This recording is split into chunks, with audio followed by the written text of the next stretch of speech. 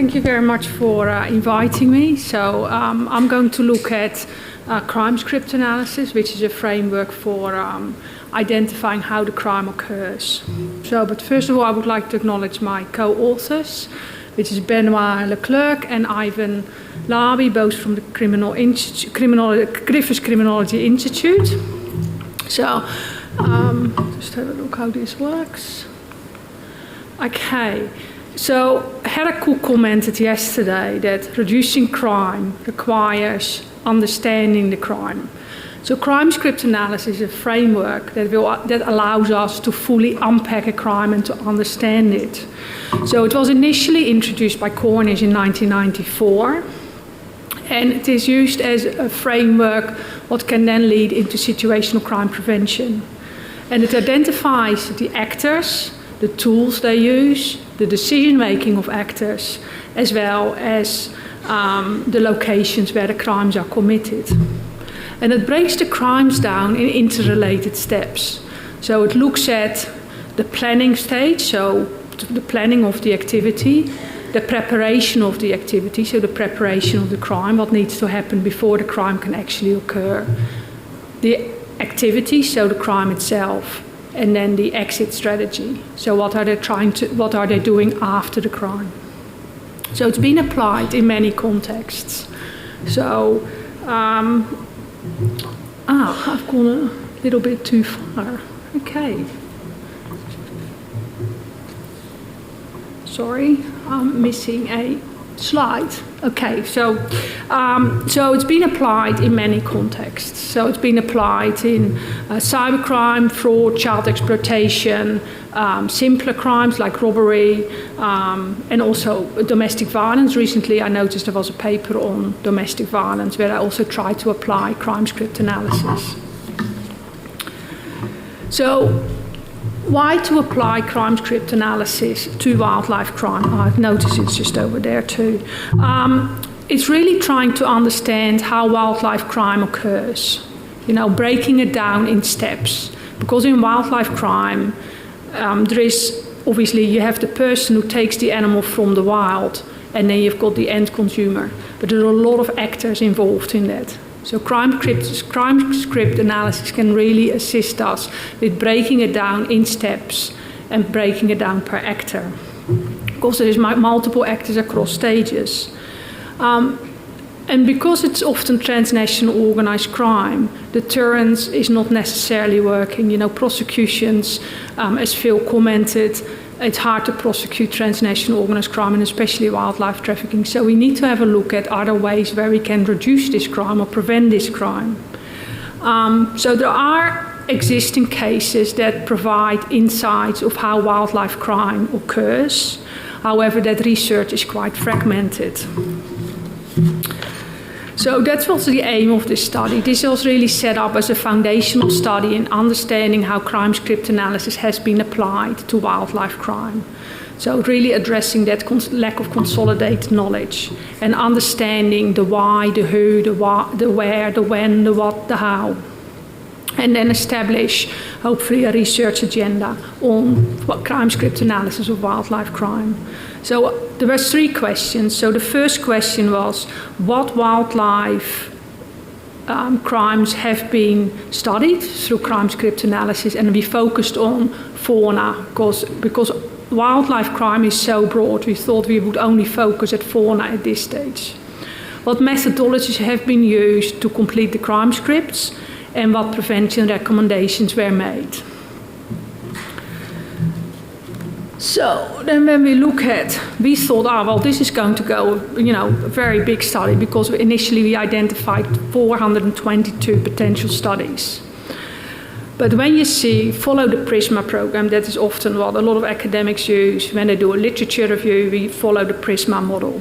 So when you look at the bottom, there's only 22 studies remaining. So there were 22 studies found on crime script analysis of wildlife crime or fauna crime.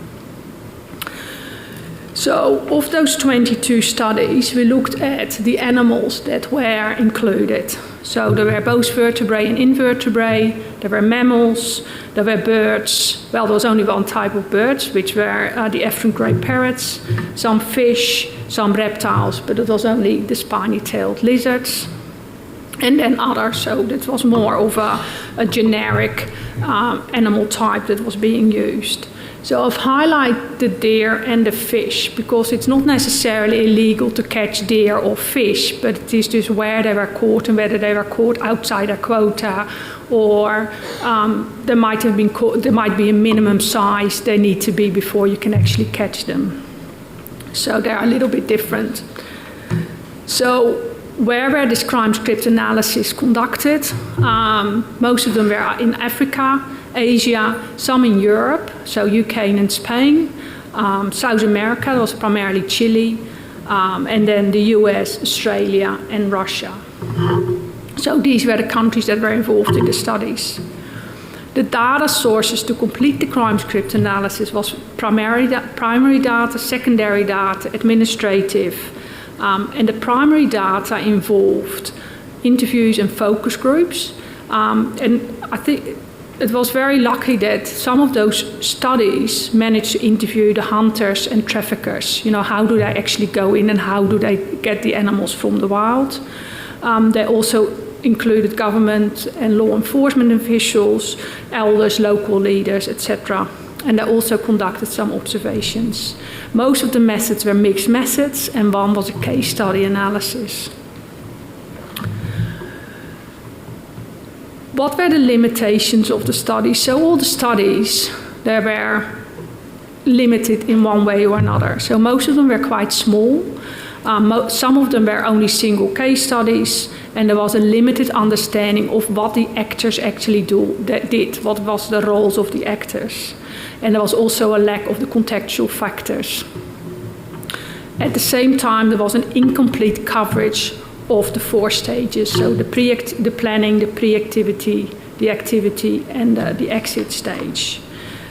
And I want to spend a little bit more time on doing that. So at the preparation stage, there was lacking information on how people were recruited to commit the crime, how was the activity planned, what was the coordination like between the offenders, how were the opportunities to target that specific animal identified, and how were the tools obtained, so navigation system, especially within the fisheries, how the weapons, the snares, the traps, how were they all located and obtained. There was also some lack of the exit stage, which was how did the offenders avoid detection? How did they get their product to the market? So when I talk about product, obviously I'm talking about the animal. How did they get that to the market, to the final consumer? And how did they move the animals from the poaching stage to the next stage? There was also limited information on the modus operandi of the offenders, especially in how they were tracking the animals, how they were extracting it, how they were concealing it, transporting and selling it. So there was all these limitations. At the same time, we also didn't fully understand the roles and the responsibilities of each of the actors within that network were also not explained. And there was limited attention given, as I said before, to the context, so to the environment, to the socio-economic context of where the particular actor lived, and the enforcement conditions within that context. So was it high enforcement, low enforcement, no enforcement? Okay. So, as I said before, crime script analysis, as developed by Cornish in 1994, was really there for crime prevention. So Cornish's ultimate goal for developing a crime script was not only to map the stages and to gain a better understanding of how offenders think and act at each stage, but to present more and better opportunities for crime prevention, in particular situational crime prevention. So that was the ultimate goal. So this is just the next slide. That is just an idea of the 25 techniques of situational crime prevention. So there's basically 5 dimensions to it. So increasing the effort to commit the crime, increasing the risk associated with the crime, so basically increasing the risk of apprehension, reducing the rewards of the crime, so reducing the profits, reducing the stimulus, so making it more, managing the physical and mental environment or the social environment of the offender, and removing excuses. So basically removing, people might say, oh, well, it wasn't actually illegal to catch that particular fish. So if you remove that and say clearly signpost, people can't rely on not knowing what they were doing was wrong. So this is an example of car theft. So this is obviously quite a simplistic crime when you compare it to wildlife crime. So this is just one of the first examples that they created. However, if we want to apply it to wildlife crime, from the 22 studies we looked at, there were unfortunately only 6 studies. So there was 1 study on Amur tigers in Russia and the Far East. There were 3 studies on fish, so the European eels in Spain, marine animals in Chile, and fish in the Great Barrier Reef here in Australia. And there was 1 study on reptiles, that was on spiny-tailed lizards, and that was for online sales in Malaysia and Pakistan. And then there was 1 study that didn't specify any animals, and that was primarily focusing on the money flows and money laundering associated with that particular crime. So then when we look at situational crime prevention techniques, when we look at the first category, increasing the effort, what did the study say about how can we increase the effort to reduce this crime? So that really increasing the effort is basically making it more difficult for the wildlife to be caught. So there was some suggestion of restricting access to the forest where the wildlife was caught, the national parks or the fishing zone. So just making it harder for people to get there. The second one was implement exit screening systems, so making it harder for people actually to leave those areas. It could be, license plate readers or catch certification systems. So there was a few suggestions there. And at the same time, there was some suggestions of, control the weapons, control the navigation system, obviously, because if you go and fish somewhere on the Barrier Reef, you do need a navigation system. So if we control all those tools they need, then it will be much harder for them to find the animals. So the second one was, the second category was increasing the risk. So how can we increase the risk of apprehension? So raising detection probabilities, but primarily through guardianship. So they're looked at and they're suggesting community reporting and stakeholder involvement, because obviously when most of the poachers, especially those ones who were poaching in, say, Africa and Asia, they were living in a group, or they were living in a community. So when then they brought the animals back, everybody knew about it. Reducing anonymity of offenders, and this could be through a permit system. At the same time, involving tourism operators and market owners to report people who are bringing in illegal wildlife, and strengthening formal surveillance. So that could be through either cameras, or that could be through patrol or law enforcement.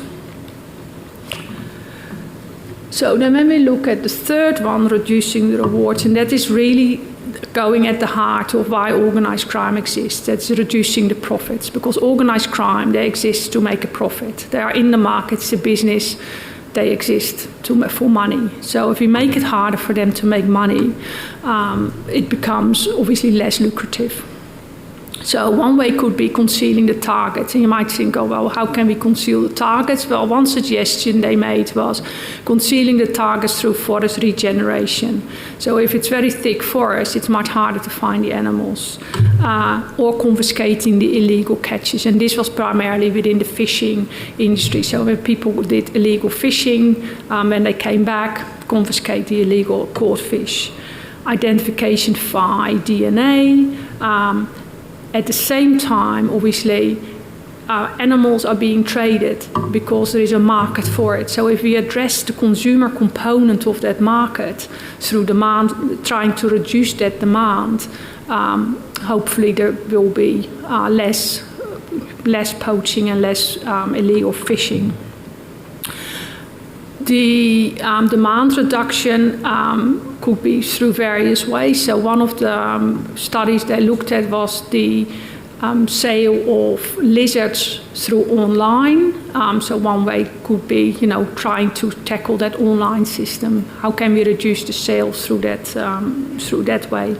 And then, of course, confiscation of proceeds and through anti-money laundering legislation, because again, that goes, at the heart of what organised crime is. They are there for the profits, they are there for the proceeds. So if you take away their proceeds, hopefully you can reduce that crime. The fourth one was reducing provocations. So reducing the stimuli that provokes this crime. So the management of the social and physical environment. So this could be through addressing the underlying motivations by reducing frustrations. This could be by compensation. For example, one study looked at, the elephant had taken out the whole next year's crop, so they were targeting the elephant. So then if you compensate the farmer for their crops, then hopefully they won't go after the elephant. Or the same for the tigers who took out the whole herd of goats. So if you then compensate the farmer for his goats, and hopefully they won't kill the tiger. Or providing alternative income for poachers. Avoiding disputes via transparent fishing rights, because especially within the fishing there was a bit of an issue with permits. Some people felt they were hard done by because they didn't get a permit. So if you make that clearer, then hopefully you can reduce that provocation. And also the last one they mentioned was stigmatize poaching and engage community leaders to really bring around that message.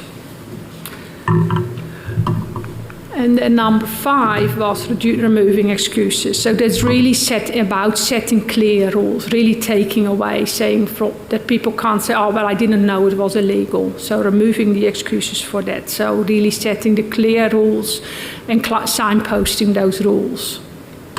Ethical messaging and conservation advocacy that basically say, what you're doing, you're actually affecting the ecosystem. If you keep doing that, there won't be any tigers left or rhinos left or lizards left. Assisting compliance via electronic permit systems and alternative income programs. So if you have the electronic system, there is much less chance that the permits could be faked or that there could be a glitch in the system. At the same time, a lot of the poaching happens because people are poaching because they have a drug or alcohol addiction. So if you address that drug and alcohol addiction through a different method, then maybe you can reduce the need for poaching, because the poaching was done as an alternative income. So it is quite wide, and in the end, there's only basically 5 studies, so it's quite limited. But you can see that there are quite a few differences between the animal types. So when we look at the mammals, again, this was only the tiger. So if we look at reducing the excess, so forest regeneration and road entry restriction, we might be able to reduce the crime. With community reporting, so try to get the community report and really involve them as a third-party actor, as a guardian. The human-wildlife mitigation, I spoke about that before. The elephant comes out and takes your crops, but you compensate them for that. Create alternative livelihoods for poaching, and address the root causes of why these crimes are occurring. So the marine life, that was it was a little bit different to the mammals, as I said before. That was really about because it was not necessarily illegal to catch that particular animal, but it was illegal of where they were catching it.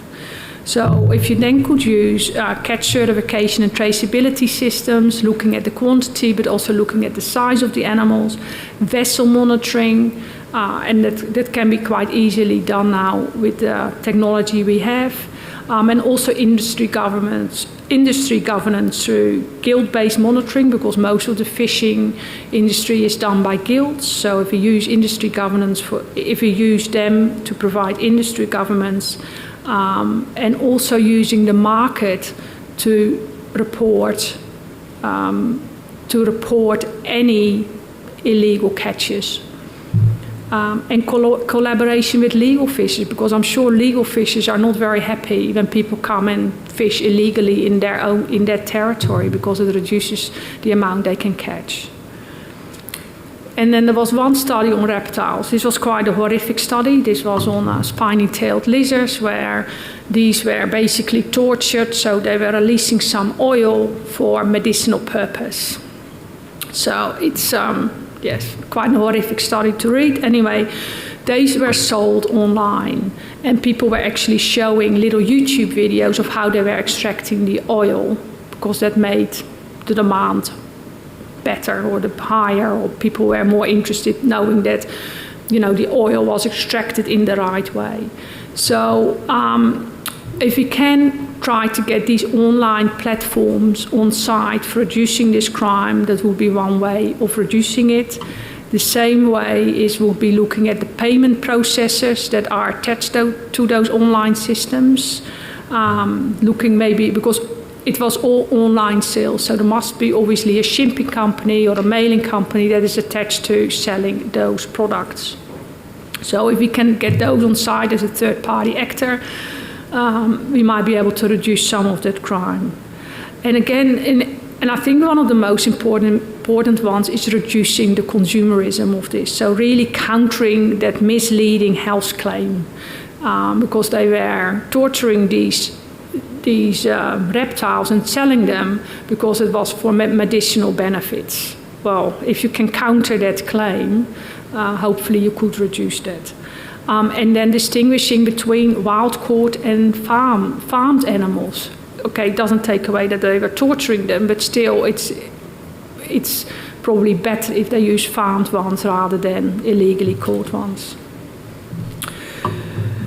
So the conclusion at the end of this was that unfortunately there was only 6 studies that used situational crime prevention. So the suggestion to reduce this crime or reduce wildlife crime was quite limited, and the crime script analysis underpinning these 6 studies was limited. So the data they collected was quite limited. However, having said that, the studies do show that crime script analysis is a useful tool, and it does provide a comprehensive understanding of how these crimes are committed. At the same time, with more systematic studies, hopefully we can come up with more situational crime prevention ideas, and they can be quite simplistic ideas, as I said before, monitoring the road of traffic coming in and out. We could potentially implement some strategies to reduce and prevent this crime.